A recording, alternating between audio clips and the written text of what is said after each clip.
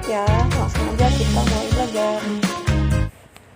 Jadi hari ini materi kita adalah getaran. Coba kalian perhatikan sistem bandul berikut ini. Nah, jadi bandul tersebut dalam keadaan diam, yaitu berada di posisi B. Nah, bagaimana jika misalnya kita tarik si bandul tersebut sehingga menyimpang ke titik C, lalu kalian lepaskan, tentu yang akan kalian amati adalah bandul bergerak bolak-balik di sekitar titik B. Jadi, fenomena yang kalian amatin adalah getaran. Nah, adapun yang dikatakan dengan satu getaran penuh adalah gerak dari posisi A, B, C, B, dan kembali ke A. Terus dari titik C, B, A, B, dan kembali ke C, dan seterusnya. Intinya, yang dinamakan satu getaran adalah dimulai dari titik tersebut dan kembali lagi ke titik tersebut. Nah, itu yang dinamakan dengan satu getaran. Coba kalian amati pada gerak bandul ini berapa getaran. Di sini ada beberapa besaran fisika. Yang pertama adalah amplitudo. Amplitudo adalah simpangan terbesar yang dihitung dari kedudukan seimbang. Nah, karena seimbangnya di titik B, maka yang disebut dengan amplitudo adalah dari B ke A dan B ke C. Jadi, simpangan terbesar dari titik seimbang ya. Besaran yang kedua adalah periode. Nah, periode adalah waktu yang dibutuhkan menempuh satu getaran.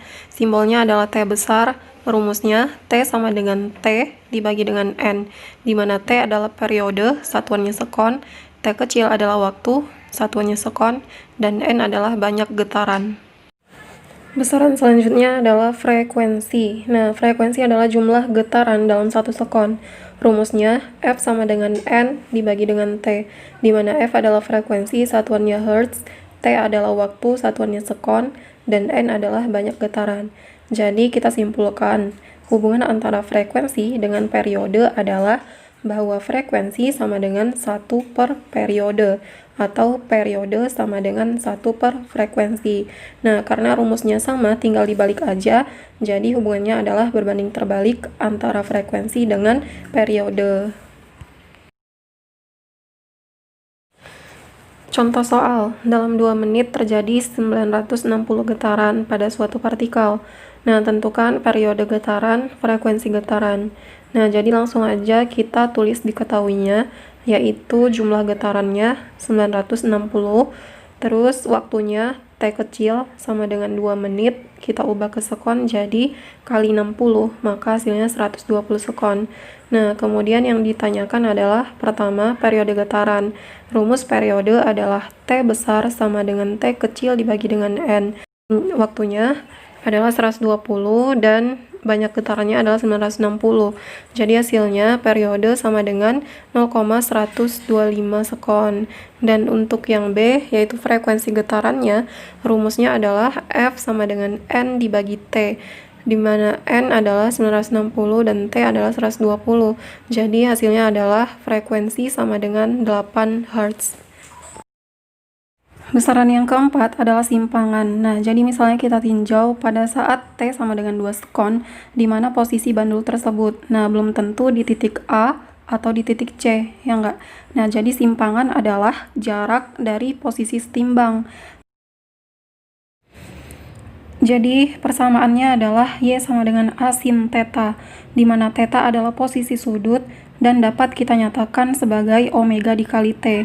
Kemudian kita substitusi omega T-nya ke persamaan simpangan, jadi diperoleh juga bahwa simpangan sama dengan Y sama dengan A sin omega T, di mana omega adalah kecepatan sudut, yaitu 2V dikali dengan frekuensi sama dengan 2V dibagi dengan periode. Keterangannya yaitu theta adalah sudut fase, satuannya radian, omega adalah kecepatan sudut, satuannya radian per sekon, frekuensi itu adalah F ya, satuannya Hertz, T adalah waktu getar, satuannya sekon, dan T adalah periode, satuannya sekon. Selanjutnya adalah contoh soal, di mana soalnya adalah simpangan sebuah gerak harmonik memenuhi persamaan Y sama dengan 4 sin 4V T dengan Y dalam cm dan T dalam sekon. Nah, tentukan amplitudonya, frekuensinya, periode, persamaan kecepatan, dan persamaan percepatan. Kita bahas satu-satu ya. Nah, jadi langsung aja tulis yang diketahui, yaitu Y sama dengan 4 sin 4 VT. Sebagaimana yang telah kita pelajari sebelumnya, bahwa simpangan Y sama dengan A sin omega T. Di depan sin itu adalah amplitudo, berarti amplitudonya adalah 4 cm. Di depan T adalah omega, berarti omeganya adalah 4V. Jadi kita tulis yaitu amplitudonya 4 cm, terus frekuensinya, cara mencarinya yaitu pakai omega. Karena di omega itu rumusnya adalah 2VF.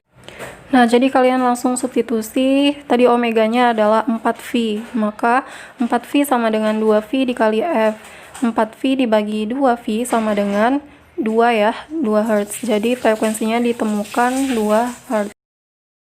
Nah, untuk yang periode, berarti kita tinggal substitusi aja ke persamaan T sama dengan 1 per F, di mana F tadi adalah 2 Hz, jadi periode sama dengan 1 dibagi 2, yaitu 0,5 sekon.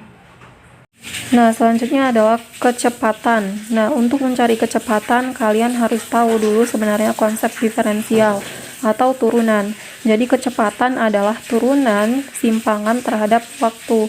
Nah, jadi konsep turunan itu adalah kalian lihat dibagi dengan apa? dt, berarti dengan waktunya. Jadi, yang kalian perhatikan adalah waktu. Nah, di depan T itu adalah omega. Jadi kalian pindahkan ke depan omeganya. Jadi kalian tulis omega dikali A, sedangkan A-nya tetap ya ditulis. Nah, terus turunan dari sin omega T itu adalah cos ya. Turunan sinus itu adalah cosinus. Nah, jadi kalian tulis omega dikali A cos omega T. Nah, jadi kalian masukin angkanya, yaitu omeganya 4pi, amplitudonya 4, dan kosinus 4t. Jadi hasilnya adalah 16pi kosinus 4pi T. Nah, untuk yang terakhir yaitu percepatan. Nah, jadi percepatan adalah turunan dari kecepatan terhadap waktu. Nah, kalau tadi kecepatan itu dy per dt, percepatan adalah dv per dt, yaitu A sama dengan dv per dt. Karena tadi V-nya kita temukan adalah omega cos omega T, konsepnya sama, kita lihat yang T. Nah, di depan T itu adalah omega. Omega kita pindahkan ke depan, jadi kita tulis omega dikali omega A, jadi hasilnya omega kuadrat A. Nah, kosinus omega T diturunkan terhadap waktu, hasilnya adalah minus sinus ya. Jadi turunan cos adalah min sinus. Nah, jadi kita tulis hasilnya adalah percepatan sama dengan minus omega kuadrat A sin omega T. Kalian substitusi, omeganya adalah 4V. Jangan lupa dikuadratkan dikali dengan amplitudonya 4 sin omeganya tadi 4V dikali dengan waktunya. Nah, jadi hasilnya adalah 4 kali 4 itu 16, dikali 4, 64. V dikuadratkan adalah V kuadrat. Jadi kita peroleh percepatan persamaannya sama dengan minus 64 V kuadrat sin 4 VT. Nah, mungkin sekian yang bisa Ibu sampaikan. Semoga kalian paham. Wassalamualaikum warahmatullahi wabarakatuh.